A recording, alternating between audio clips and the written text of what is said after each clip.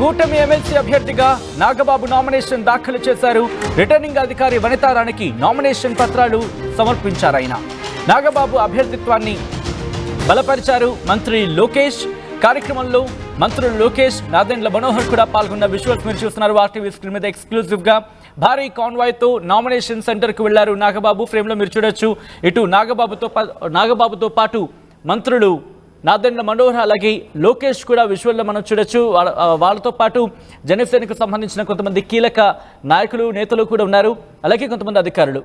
ఇటు రిటర్నింగ్ అధికారి వనితారానికి నామినేషన్ పత్రాలు సమర్పిస్తున్న విజువల్స్ మీరు చూస్తున్నారు. ఈ నేపథ్యంలో ఆ ఫార్మాలిటీస్ ఆయన ఫినిష్ చేస్తున్న విజువల్స్ మీరు చూడొచ్చు. బీజేపీ నేతలు కూడా దాంట్లో ఉన్నారు. రిటర్నింగ్ అధికారి వనితారాని ఆ డాక్యుమెంట్ని పరిశీలిస్తున్న విజువల్స్ మీరు చూస్తున్నారు. ఈ నేపథ్యంలో అక్కడ ఆ ఫార్మాలిటీస్ని ఆయన ఫిల్ చేస్తున్నారు. ఆ డాక్యుమెంట్కి సంబంధించి ఆ డాక్యుమెంటేషన్ ప్రొసీజర్ ఫాలో అవుతున్న సిచ్యువేషన్